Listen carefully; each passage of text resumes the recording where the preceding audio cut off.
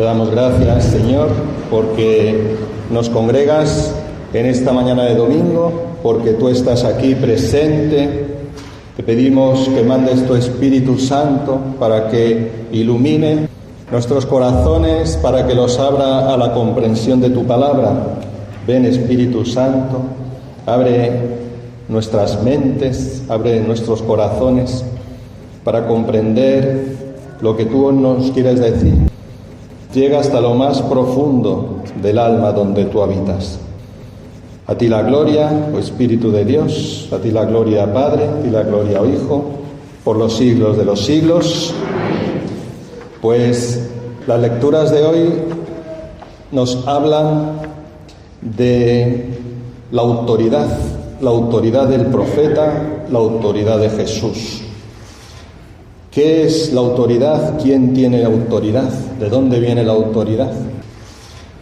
La autoridad, quien tiene autoridad realmente es aquel que hacia los otros o ante los otros es reconocido como que su palabra y sus acciones tienen un peso, no proceden en definitiva de sí mismos. ¿Por qué Jesús tiene autoridad y por qué están asombrados de su enseñanza? Lo que dice les asombra, lo que hace les sorprende, porque habla con fuerza, habla con palabras firmes, sólidas, pero también lo que hace, hasta los espíritus inmundos le obedecen.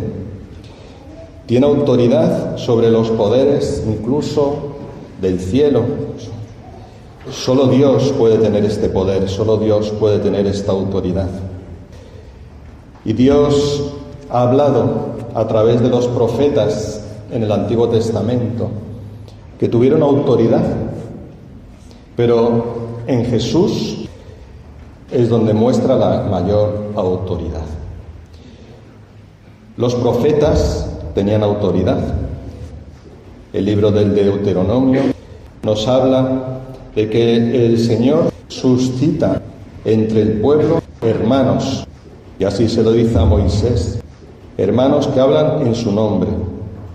Suscitaré un profeta de entre estos hermanos como tú. Pondré mis palabras en su boca y dirán todo lo que yo les mande. ¿De dónde viene la autoridad del profeta? En que habla palabra de Dios, en que dice lo que Dios manda. Pero si el profeta no habla en mi nombre, y dice el Señor, tiene la arrogancia de decir en mi nombre lo que yo no le he mandado, o habla en nombre de otros dioses, ese profeta morirá. Es decir, el profeta tiene autoridad, tiene vigencia en la medida en que sus palabras son palabras acreditadas, no por lo que él dice, sino desde donde lo dice y desde quien lo dice. Jesús es el que tiene la mayor acreditación, porque su palabra es palabra de Dios. Él es el verbo de Dios, Él es verbo, la palabra, y Él habla palabra de Dios. En la Edad Moderna, hacia el siglo XVI, se empieza a poner en cuestión la autoridad. Hasta entonces, la Edad Media tenía gran conciencia de la autoridad. Era importante seguir una tradición, las palabras de los mayores tenían un peso, eran acreditadas y dignas de ser escuchadas y seguidas. Pero en la Edad Moderna entra el subjetivismo. Descartes dice que hay que poner en cuestión todo, que todo lo que he recibido pues hay que ponerlo en duda, y entonces hay que dudar de todo. Y la posmodernidad o la posmodernidad en la que podemos estar ahora llega ya a esto que empezó en el siglo XVI, pues ha ido continuando hasta llegar a un relativismo absoluto, ¿no? O como no hay en absoluto, tampoco el relativismo puede ser absoluto, ¿no? A un relativismo relativistamente relativista, ¿no? Pues a poner todo en cuestión. ¿Quién tiene autoridad? Pues depende, ¿no? No se reconoce en nadie una autoridad. ¿Qué autoridad tenéis los padres ahora ante vuestros hijos? ¿Os reconocen la autoridad? ¿La ponen en cuestión? ¿Qué autoridad tiene un profesor? ¿Qué autoridad tiene? La autoridad está puesta en cuestión. ¿Qué autoridad tiene la Iglesia? ¿No? Es cierto que hoy está la autoridad, la tradición están puestas en cuestión. Y en nuestra mente ha entrado eso, porque somos producto de nuestra época y somos productos posmodernos. De tal manera que nuestra forma de pensar es así, ¿no? Tendemos a lo que no entra en mi cabeza, lo que no pasa por mí, lo que yo no termino de tal, pues cuesta, ¿no? Cuesta creer, cuesta obedecer. Son palabras que hoy no se escuchan. Nunca escuchamos en un político que hable de autoridad, obediencia, aunque después ellos se autoconstituyen como autoridades, y muchas veces dictatoriales, bajo aparentes democracias. Pero las palabras se excluyen porque suenan mal. ¿Quién tiene autoridad hoy? ¿Quién puede tener autoridad? ¿Cómo poder tener autoridad? Al mirar a Jesús vemos que Él tiene la autoridad. ¿Y en quién reconozco yo en mi vida esa autoridad? ¿Quién es autoridad para mí? Solo puede ser autoridad aquel que venga de Dios. En la época medieval, ¿no? Se entendía que el que gobernaba, su autoridad venía de Dios y se le reconocía, se le obedecía, porque se reconocía que venía de Dios. Más allá de las circunstancias de la época, pensando en hoy, pensando en lo que el Señor nos quiere decir, o lo que podemos interpretar de lo que nos dice hoy en el Evangelio, hemos de mirar a aquellos que tienen esa palabra que viene de Dios y poder reconocer lo que es de Dios y lo que no es de Dios. Poder distinguir, poder discernir, que significa distinguir, discriminar, separar lo que es de Dios, lo que no es de Dios. ¿Yo puedo tener autoridad?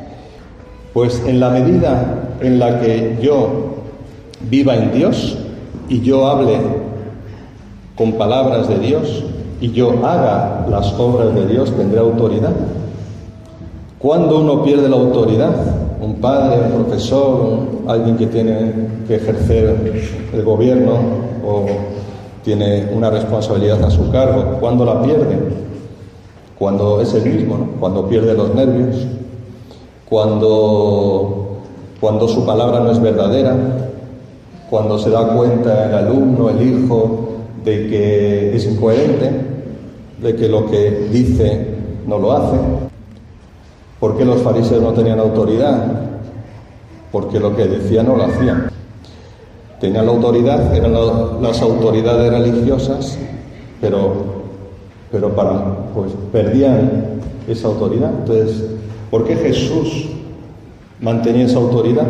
Por su coherencia, por su integridad de vida, porque lo que dice lo hace, porque lo que decía lo hacía, por ser veraz. Su palabra, la palabra se hacía realidad y sus actos manifestaban lo que él decía. Por eso, junto con su enseñanza, iban los hechos. Enseñaba con autoridad, porque hablaba palabra de Dios. Y actuaba como Dios, en nombre de Dios, con el poder de Dios. ¿Quién es este que hasta los demonios se le someten? ¿Quién puede hacer someter un demonio? Solo Dios puede hacer que los demonios se sometan. ¿Qué es aquello en lo que yo me veo sometido? ¿Qué situaciones son esas en las que yo no me someto ni someto? La autoridad de Dios, y aquí vamos a hacer una aplicación práctica para terminar. La autoridad de Dios se hace presente en mi vida. Dios es autoridad para mí, o tengo otras autoridades. Hay otros dioses que toman posesión de mí, hay otros elementos, hay otros afectos, hay otros que no son Dios. Vamos a pedir al Señor que Él sea mi autoridad, que yo le obedezca a Él, que no obedezca a otros dioses, que no obedezca a otras autoridades. ¿Entendéis bien lo que quiero decir, no? No quiere decir que si un policía municipal sale ahora, no eres Dios, con lo cual no te obedezco. Hay que obedecer al policía municipal en lo que le concierne a él. Estamos en lo profundo, ¿no? En lo profundo. ¿A quién estoy yo obedeciendo? ¿Ante quién me someto?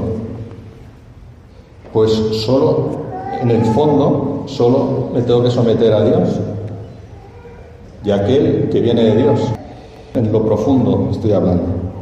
Vamos a pedírselo al Señor. Señor, sé tú mi autoridad. ¿Qué quiere decir eso?